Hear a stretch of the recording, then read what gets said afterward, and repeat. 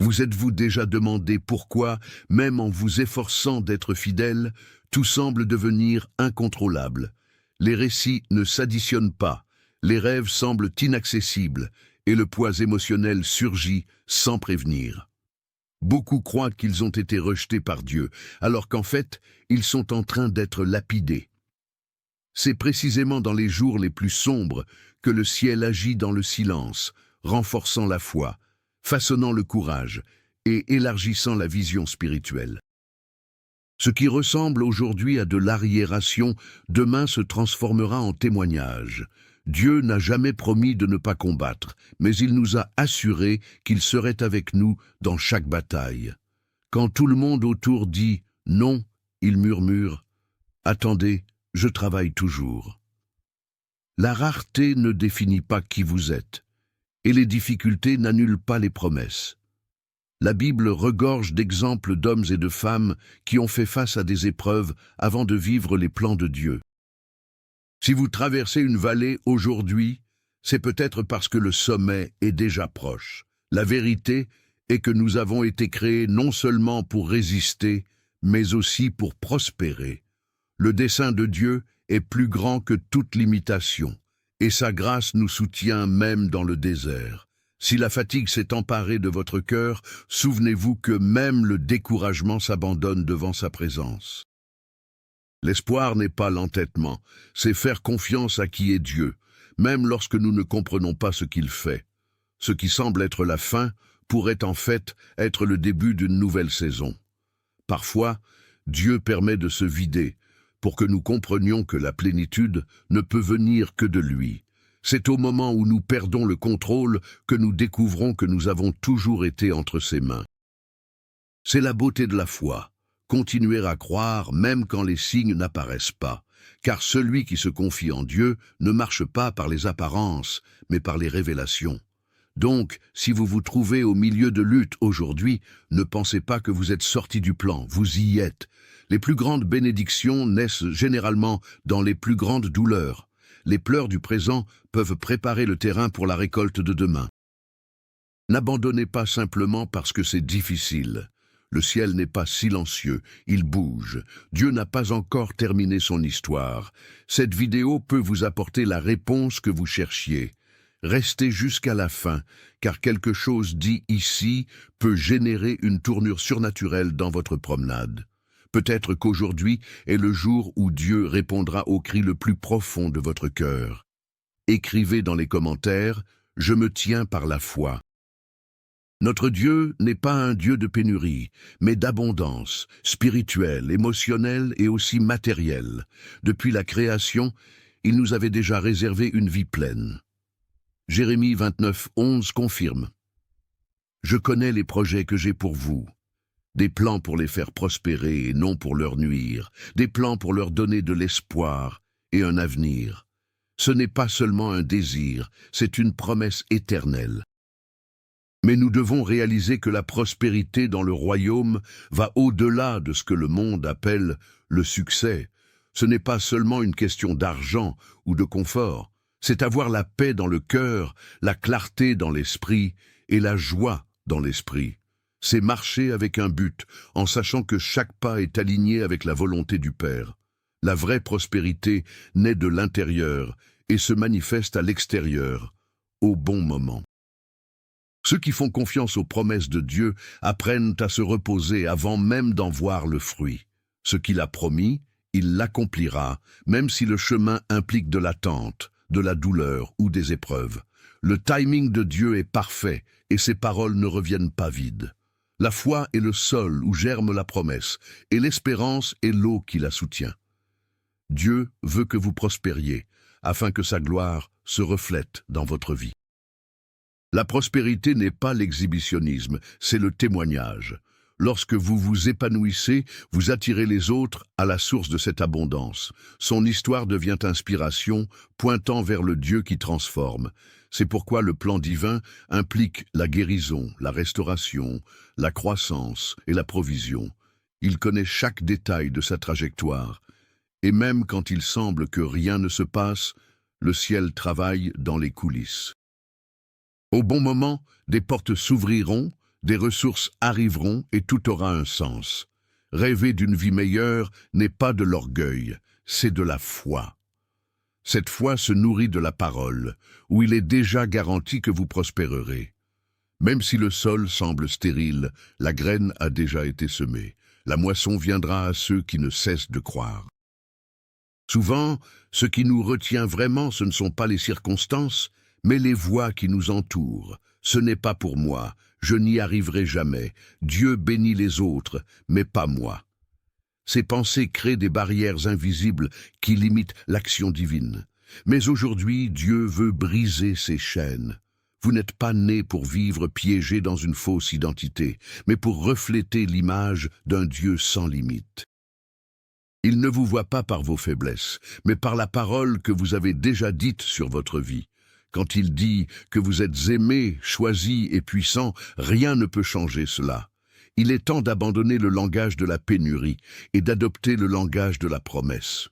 Au lieu de dire « je ne peux pas », déclarez « je peux tout par Christ qui me fortifie ». Philippiens 4, 13. Rompre avec ces mensonges, c'est comme briser la vitre d'une fenêtre. Elle ressemblait à une prison, mais à l'extérieur, il y a toujours eu la liberté.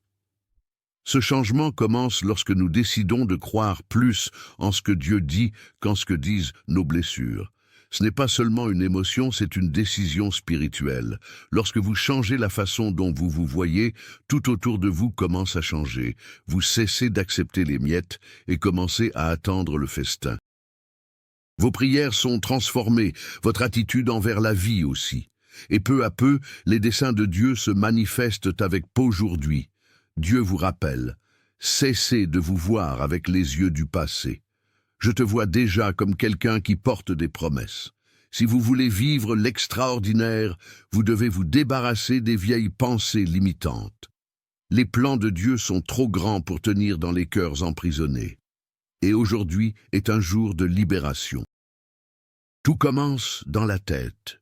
Ce que vous pensez oriente votre façon de vivre. Si vos pensées sont remplies de peur, de doute et de négativité, votre vie reflètera ce schéma. Mais quand ton esprit est nourri par la vérité de Dieu, tout autour de toi commence à changer. Il n'est pas étonnant que Romains 12, 2 enseigne « Laissez-vous transformer par le renouvellement de l'esprit ».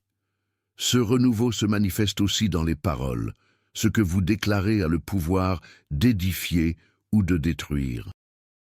Proverbe 18, 21 déclare « La vie et la mort sont dans la puissance de la langue », c'est-à-dire que leurs paroles ouvrent des chemins ou élèvent des barrières. Parler avec foi, ce n'est pas ignorer la réalité, mais proclamer une vérité plus grande qu'elle. Souvent, nous renforçons les malédictions sans nous en rendre compte. Je n'ai pas de chance, ça ne marchera jamais. Ma vie est compliquée. Mais Dieu vous appelle à parler en tant que quelqu'un qui croit en ses actions. Commencez à déclarer « Ma vie est entre les mains du Seigneur. Le meilleur est encore à venir. Les miracles me surprendront parce qu'il a promis. » Ce n'est pas de la magie, c'est de l'alignement. Lorsque votre esprit est renouvelé et que votre bouche est remplie de foi, vous commencez à marcher en harmonie avec le ciel. Les portes commencent à s'ouvrir, non pas par la force humaine, mais parce que vous avez planté des paroles de confiance. Là où il y a la foi, l'environnement spirituel se meut. La transformation que vous attendez de l'extérieur commence à l'intérieur. Les pensées de victoire, les paroles de foi et les attitudes de gratitude créent un espace pour que le plan de Dieu se manifeste. Il ne travaille pas au milieu de l'incrédulité, mais là où il trouve l'abandon et la confiance. Dieu est prêt, il ne vous reste plus qu'à prendre position. Alors, que diriez-vous aujourd'hui de changer votre mentalité et votre langage? Déclarez ce que Dieu déclare, pensez ce qu'il pense, voyez la vie comme il le fait, pleine de buts, de possibilités et de promesses qui attendent d'être accomplies. Sa bouche a le pouvoir de préparer la voie au miracle. Beaucoup séparent la foi du travail, comme s'ils étaient opposés. Mais dans le royaume de Dieu, travailler avec excellence, c'est aussi adorer. Chaque effort honnête, chaque tâche accomplie avec dévouement et intégrité fait partie de son plan.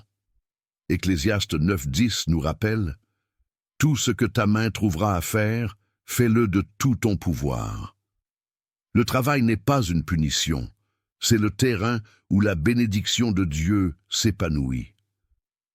Travailler avec amour et détermination, c'est dire « Seigneur, j'ai confiance en tes plans et je me prépare pour ce qui arrivera. » Ce qui semble petit aujourd'hui peut être une formation pour quelque chose de grand.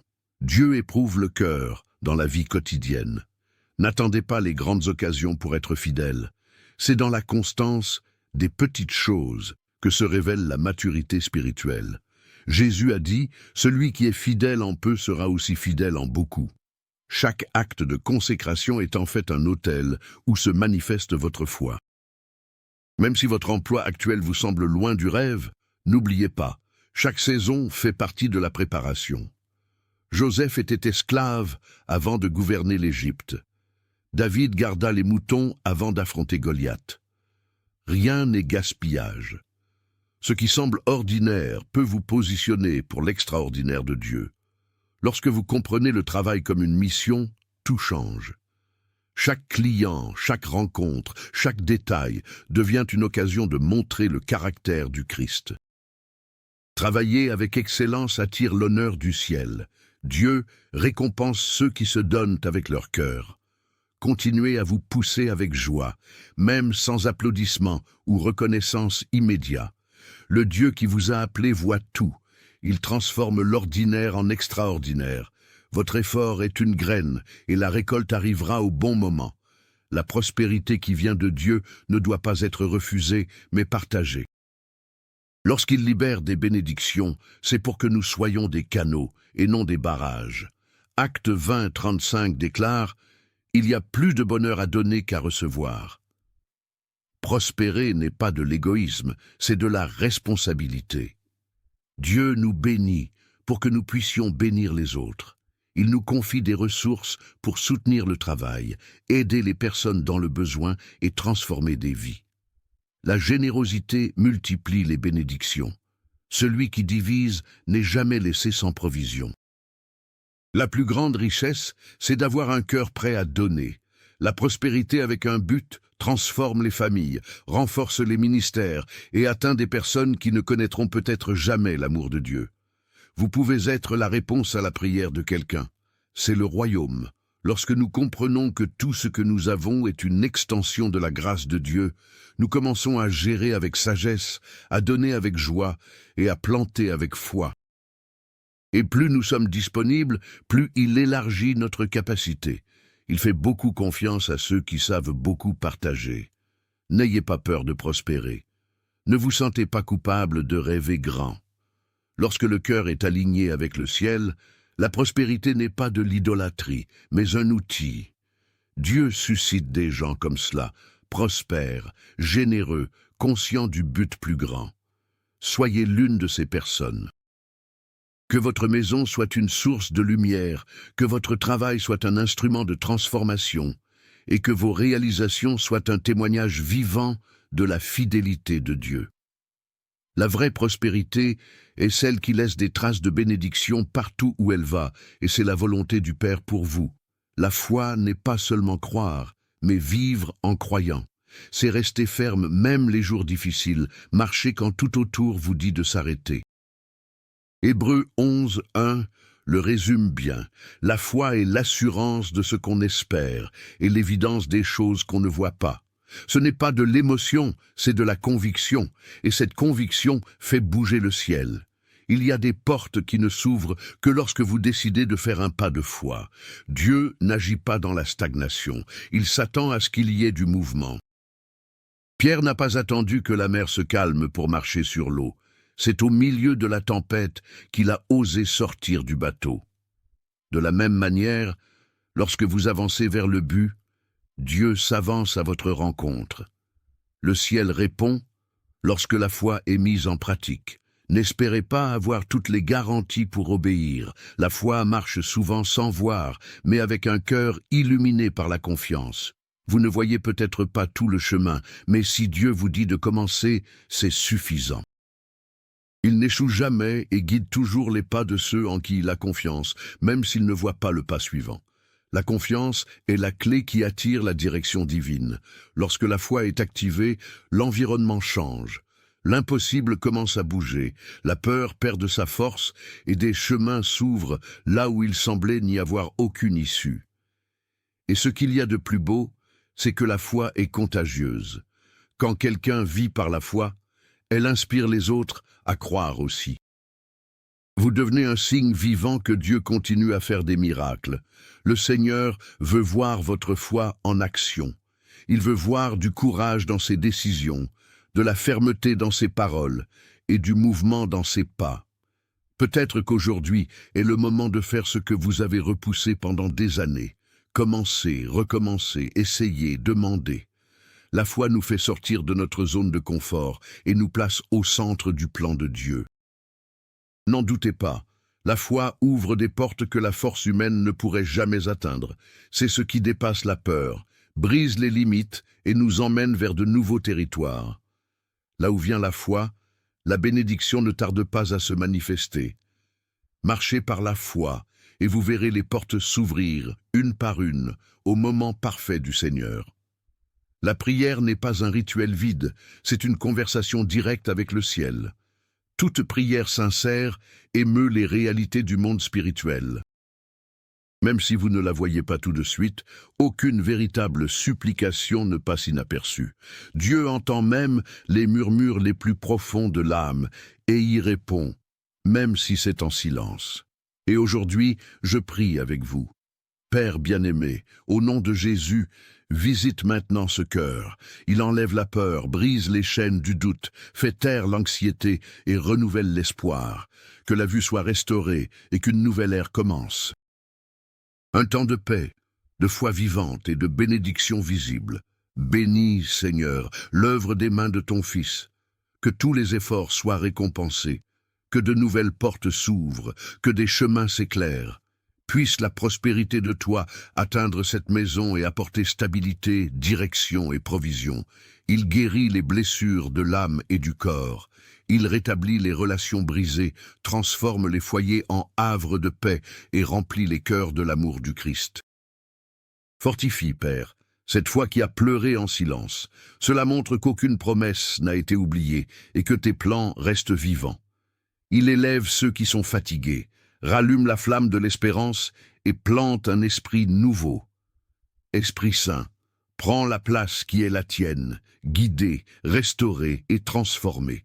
Il fait germer la vie dans le désert, il donne la sagesse et l'audace.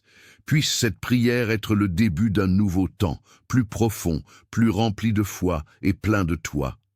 Amen. Maintenant, après avoir entendu ce mot, vient le moment le plus important, décider quoi en faire. Dieu est déjà prêt à accomplir ses plans, mais il a besoin de cœurs bien disposés, d'esprits renouvelés et d'une foi véritable. Le processus de transformation commence lorsque vous déclarez « Je veux vivre tout ce que le Seigneur a préparé pour moi ». Vous n'avez pas besoin d'attendre que tout soit parfait. Le temps du changement est venu. C'est au milieu des luttes, des limitations et même des faiblesses que le ciel agit avec puissance. Dieu utilise l'imparfait pour révéler sa gloire. La foi qui transforme est celle qui marche même en tremblant, qui dit « oui », même sans voir l'avenir. Ce « oui » résonne dans le monde spirituel. Lorsque vous prenez position, le ciel bouge. Quand vous croyez, Dieu répond. Lorsque vous vous abandonnez, il agit avec liberté. Tout change quand la foi est vraiment vécue. C'est l'appel à une nouvelle vie, avec plus de courage, de détermination, la présence de Dieu et une foi inébranlable. La prospérité qu'il a planifiée n'est pas seulement une destination, mais un chemin. Et ce chemin commence par une étape de reddition. Mets devant lui tes peurs, tes plans et tes limites, et prépare-toi à vivre le surnaturel. Déclarez dans les commentaires « Mon oui vient de Dieu ». Partagez ce message avec quelqu'un qui en a besoin, abonnez-vous, laissez vos semblables et continuez à marcher avec nous en vous nourrissant de vérités qui libèrent. Maintenant, en silence, fermez les yeux et dites « Esprit Saint, parle-moi comme jamais auparavant. Je me rends. J'ai confiance. J'espère. Puisse cette reddition silencieuse ouvrir des portes que personne ne peut fermer et que le toucher de Dieu atteigne des zones qu'aucune voix humaine ne pourrait atteindre. Amen.